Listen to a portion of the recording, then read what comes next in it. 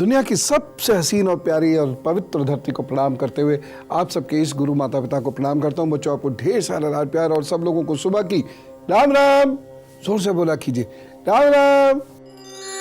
आज मैं जिस विषय पर बातचीत करने जा रहा हूँ वह विषय हम सबके जीवन से सीधा जुड़ा हुआ है और लगभग हर रोज हम लोगों के साथ कुछ ना कुछ ऐसी सिचुएशन आती है।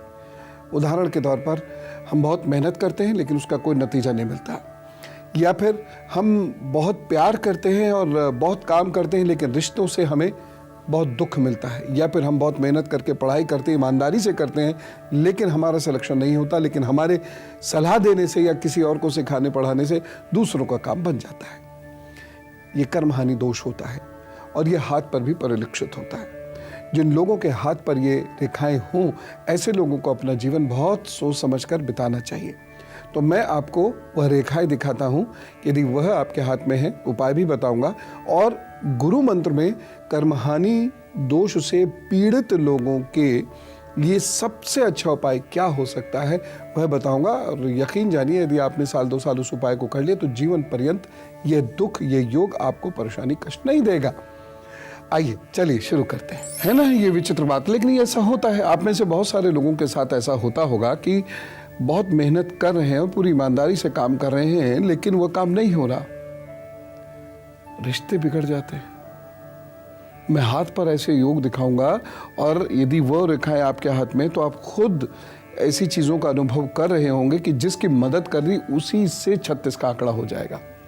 लेकिन मैं पहले आपको ये बताता हूं कि कर्महानि क्या, यानी जिस क्षेत्र में हम कर्म करेंगे उस क्षेत्र से हमें कुछ मिलेगा ही नहीं, तो क्या करेंगे फिर जिंदगी में? कहीं ना कहीं किसी न किसी क्षेत्र में तो काम करना ही पड़ेगा ना, ये सारी जिंदगी भटकते हुए निकल जाएगी।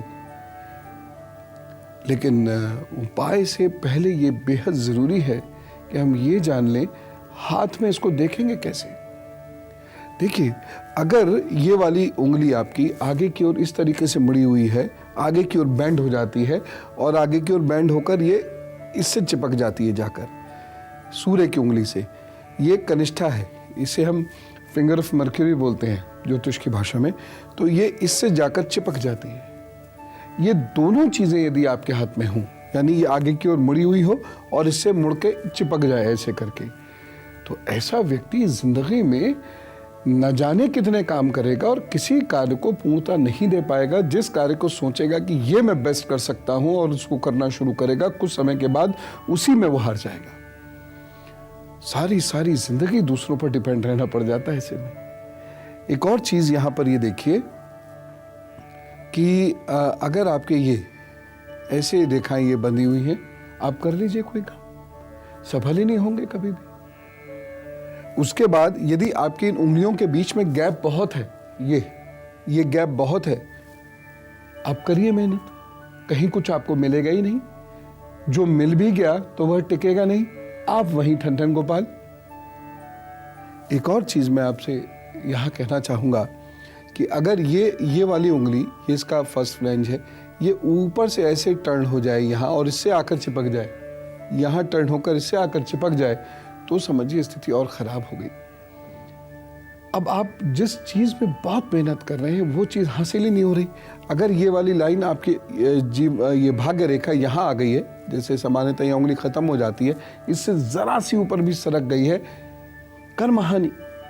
आप जो काम करेंगे उसमें ही आपको हानि हो जाएगी, उसमें आपको प्रतिष्ठा प्राप्त नहीं होगी। और यहाँ तक एक विचित्र स्थिति यह है कि जब आप दूसरों को सलाह दे देंगे, वो दूसरे आपकी सलाह से कहीं पहुंच जाएंगे, आप कुछ नहीं पहुंच पाएंगे और ये हाथ यहाँ से बहुत ज्यादा कटा फिटा आपके हो जाता है, बहुत ज्यादा लाइनें होंगी, कटा फिटा हो जाएगा।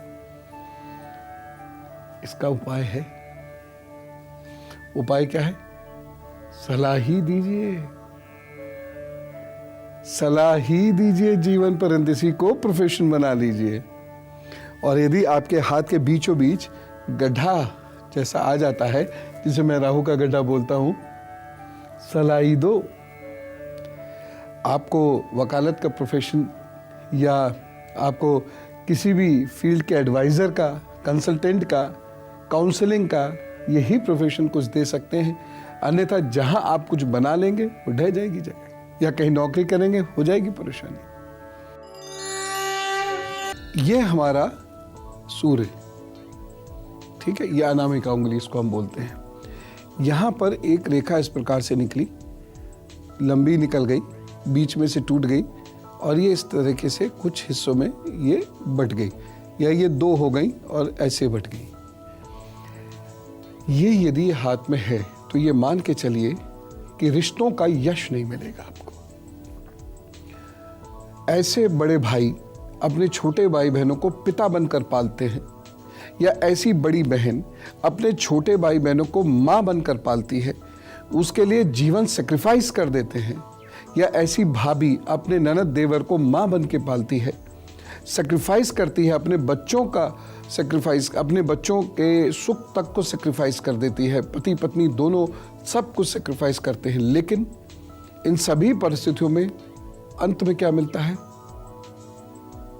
कुछ भी नहीं, प्रशंसा और प्यार भी नहीं।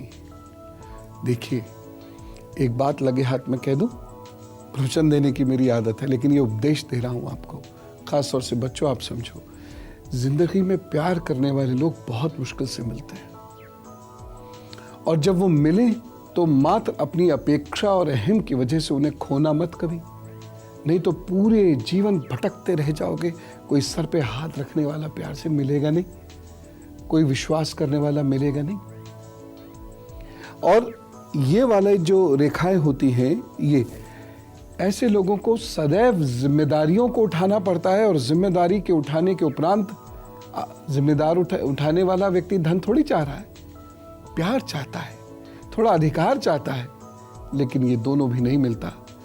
इन रेखाओं वाले लोगों को मैंने देखा है कि जीवन में सब कुछ कर दिया, जिस भाई बहन के लिए या जिस मित्र के लिए या जिस पार्टनर के लिए सब कुछ कर दिया, वो लास्ट मोमेंट पर रुथलेसली, मतलब क्रूरता के अधीन होकर वह आपको दुख पहुंचा देगा। उसके दिमाग में ये आएगी भी नहीं। मैं माता पिता के लिए कह रहा हूँ, मैं आपको अक्सर पेरेंटिंग टिप्स देता हूँ, क्योंकि मुझे मालूम है पेरेंटिंग कोई आसान नहीं है, ये कला भी है, ये विज्ञान भी है, और इसको सीखना समझना बहुत ज़रूरी है। बच्चों के शरीर से संबंधित, बच्चों के भाग्य से संबंधित और बच्चों की मनस्थिति से संबंधित आपको जानकारियाँ दुरुस्त होनी चाहिए। अब देखो, आपके बच्चे के हाथ में यदि ऐसे बट गई और दूसरी चीज़ ये रेखा ऐसे ऐसे होकर यहाँ पहुँच गई, ये फर्स्ट फिंगर है, तर्जनी, क्या होगा ऐसे बच्चे का? ये बृहस्पति का पर्वत है, ये दबा हुआ है, ये दबा हुआ है, सबसाइडेड है, दबा हुआ है। क्या होगा ऐसे बच्चे का? ईमानदारी उसमें होगी, पढ़ने की इच्छा भी होगी, मेहनत भी करेगा, एग्जाम से पहले बहुत मेहनत भी करेगा, लेकिन उसके मुकाबले 1/10 मेहनत करने वाले बच्चे भी उससे आगे निकल जाएंगे एग्जाम्स में, और ऐसा बच्चा एग्जाम्स में बहुत आगे नहीं जा सकता। ये कॉम्पिटिटिव एग्जाम्स में भी फेल कर जाता है। आईएएस के लेवल का ये बच्चा होता है, और इसे बहुत शुरुआत बहुत छोटी करनी पड़ती है, बाद में आगे निकल जाएंगे, ऐसा नहीं है कि बाद में आगे नहीं निकलेंगे, लेकिन ऐसी शुरुआत ना करनी पड़े तो उसके लिए क्या करें? जितनी मेहनत करते हैं वह तो करते रहें, साथ ही साथ गाय गुरु मंदिर की सेवा करनी शुरू कर दें, और सुबह शाम सूर्य का ध्यान करना शुरू कर दें, सूर्य क्रिया सीख कर, और फिर आप देखना जिंदगी में बहुत तेजी से आगे बढ़ते चले जाएंगे। और अब वक्त आता है गुरु मंत्र का। जिनके भी जीवन में कर्महानि दोष है, इन्हें गुरु के सानिध्य में सूर्य उपासना करनी चाहिए, इन्हें नियमित यज्ञ करना चाहिए और नियमित एक सेवा अवश्य करनी चाहिए। अगर ये जीवन का नियम बना लेंगे तो कर्महानि दोष सदा के लिए गायब हो जाएगा। जी हाँ, मैं दावे से कह रहा हूँ इस बात को। अगर आपके जीवन में ये नियम बन गया, और ये जब नियम बनाए तो नियम की तरह चलना चाहिए, इस कठोर अनुशासन में ये नियम पूर्ण होना चाहिए, अनुष्ठान की तरह ये नियम पूर्ण होना चाहिए। आप देखिएगा, लोग आपकी प्रतिष्ठा को नमन करने लगेंगे, रिश्ते आपको मानना शुरू हो जाएंगे, और आप तरक्की करेंगे। हाँ, ये तो याद ज़रूर रखना ही पड़ेगा कि लोगों से यदि त्राण मिल रहा है तो वो कहीं ना कहीं मेरे पूर्व जन्म के ही संस्कार हैं, इसलिए उसे खुशी से स्वीकार कीजिएगा। कल हर दिन की तरह एक विशेष विषय लेकर मैं उपस्थित होऊंगा और देखिए, मैं पेरेंटिंग टिप्स आपको नियमित रूप से दिया करूंगा। वो आपकी ज़िंदगी के लिए बहुत आवश्यक होंगी, वो बहुत काम आएंगी।